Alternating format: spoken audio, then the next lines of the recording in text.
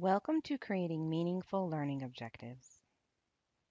We're going to explore simple strategies, tools, and tips to ensure that we are creating effective and meaningful learning objectives for our professional development sessions. We're going to explore participant-centered learning objectives and take a look at how those differ from facilitator-centered learning objectives or teacher-centered learning objectives. We will also take a look at achievable and time-bound learning objectives, and we'll see what that means. And finally, we'll explore specific and measurable learning objectives.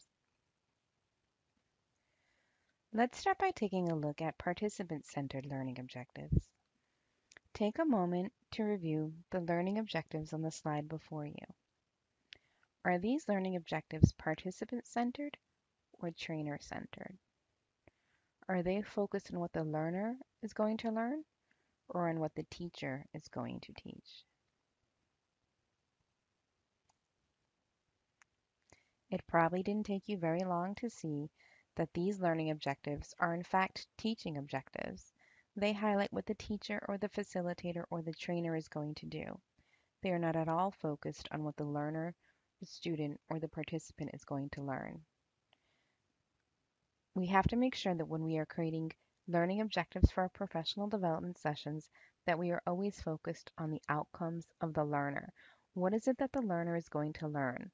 What are the participants in our professional learning sessions going to be able to do and to know at the end of our professional development sessions? We have to make sure that we're always focused on the participant and that our learning objectives are always participant-centered. So the question is, how do we do this?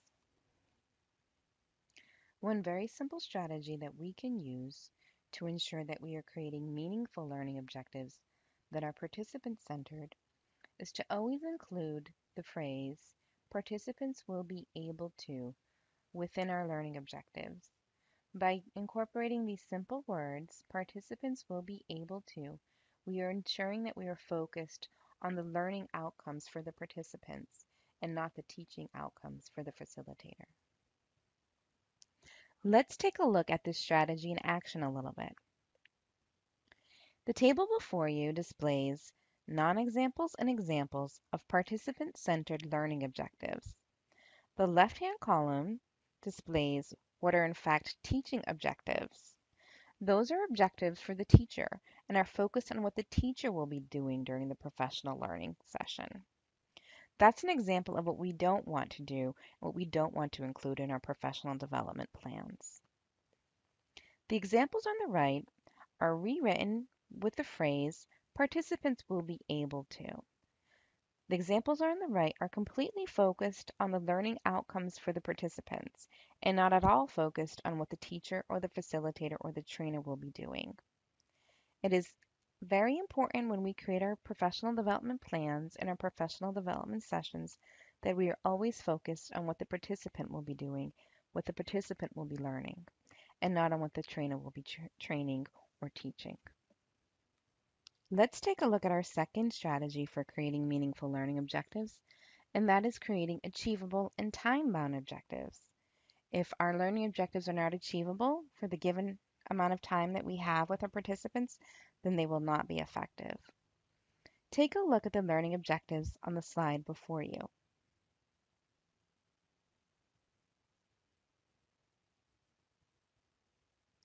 Are these learning objectives achievable for the 2-hour time frame for which they were written? While these learning objectives are noble, they are not achievable for a 2-hour professional development session, and therefore they are not effective. They may be appropriate for a year-long program with teachers or a semester-long program with teachers where the facilitator is revisiting the same educators over a period of time, but these learning objectives are not appropriate for a 2-hour professional development session.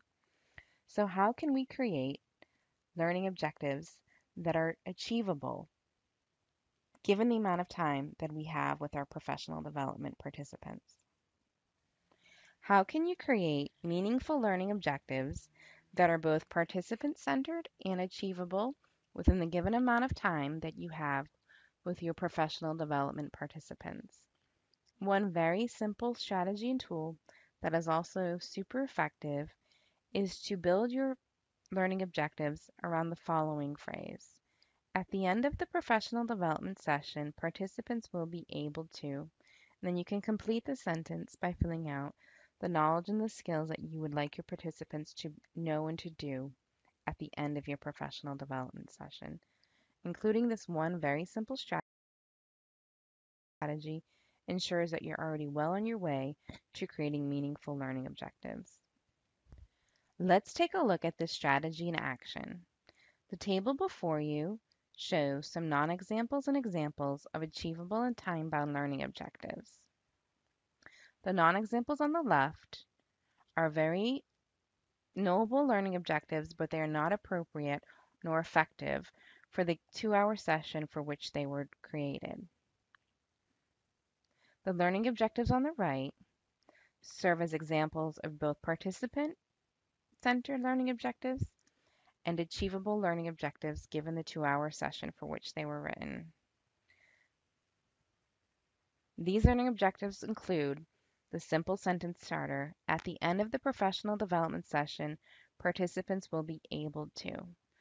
For whatever amount of time that you have with your professional development participants, that may be 45 minutes or 2 hours or 3 hours or 6 or more, by structuring your learning objectives with this phrase, it ensures that you remain focused on the amount of time that you have with your participants and that you're creating objectives that are achievable and that your learning objectives are participant centered. In order to create meaningful learning objectives, they must be participant centered, they must be achievable within the given time frame that you have with your participants, and they must be very specific and measurable. Take a look at the learning objectives on the slide before you.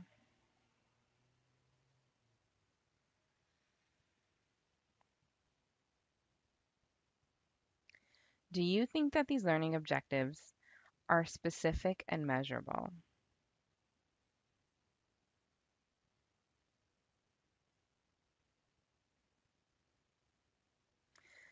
These learning objectives are not very specific nor measurable. Let's take a look at the last learning objective, for example. At the end of the professional development session, workshop participants will know how to use Photoshop to engage their students. Well, what does this mean exactly? What does it mean to know how to use Photoshop? What specifically will the participants learn and do? How could we measure this?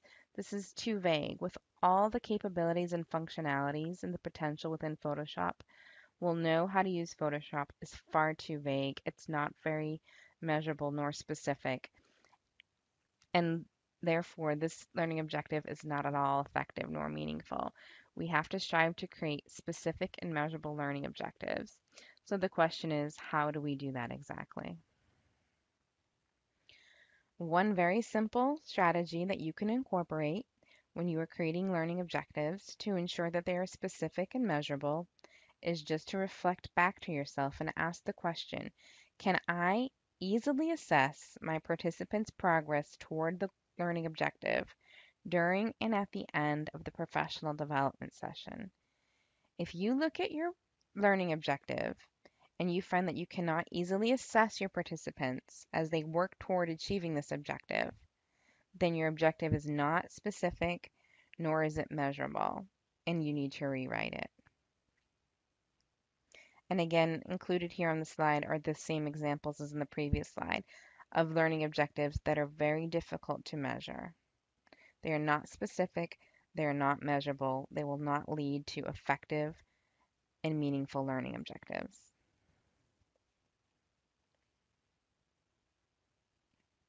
Another strategy that you can incorporate to ensure that you are creating specific and measurable learning objectives is to reflect on the verbs within your learning objectives.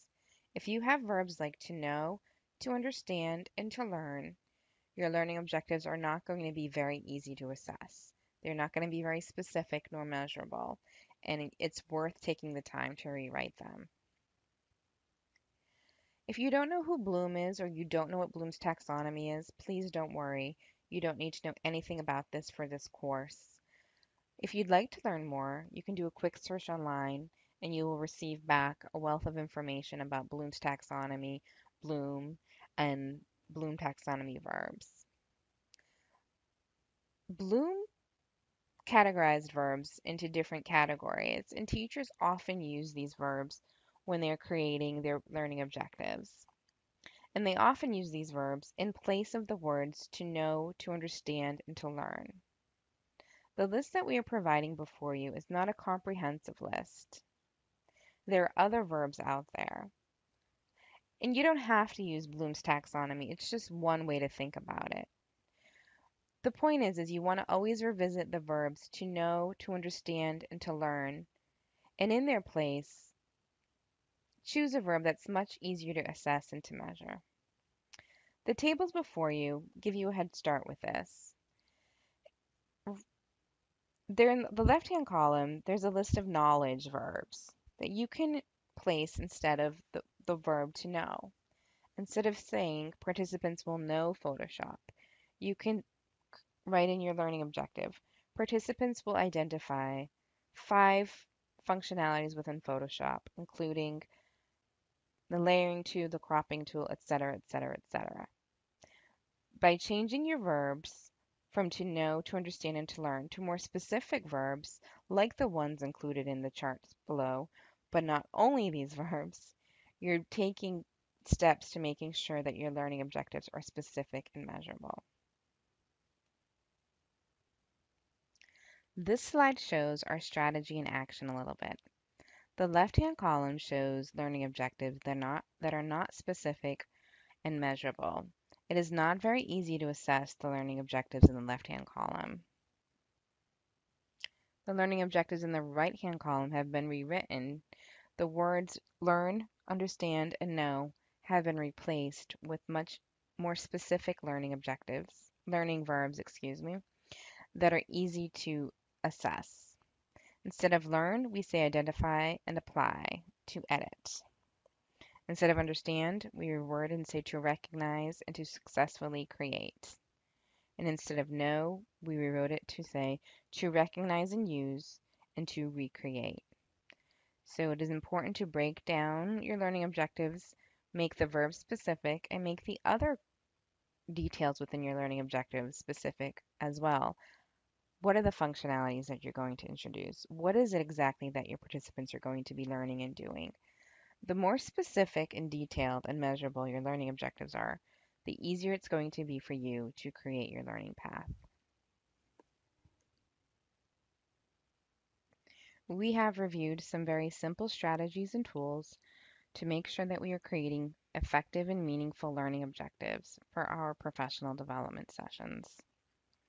We want to make sure that our learning objectives are always participant centered, that our learning objectives are achievable given the amount of time that we have with our participants. And we also want to make sure that our learning objectives are specific and measurable. One simple way to make sure that your learning objectives are participant centered is to include the phrase participants will be able to and include the rest of the information after that sentence starter. On that same note, to ensure that our learning objectives are achievable and time bound, it is very effective to include the following statement. At the end of the professional development training, participants will be able to. So at the end of the session, however long that session may be, what, it, what will your participants be able to do? What will they know and be able to do at the end of your session? By phrasing your learning objective with the simple sentence starter, very simple, not at all complicated strategy, you're taking big steps toward making sure that your learning objectives are effective and meaningful.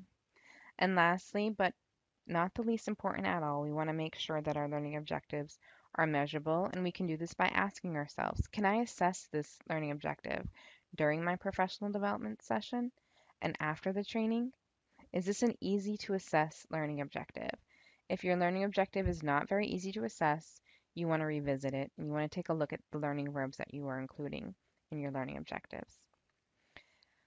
One other strategy is to replace the broad learning verbs like to know, to learn, and to understand with more specific learning verbs.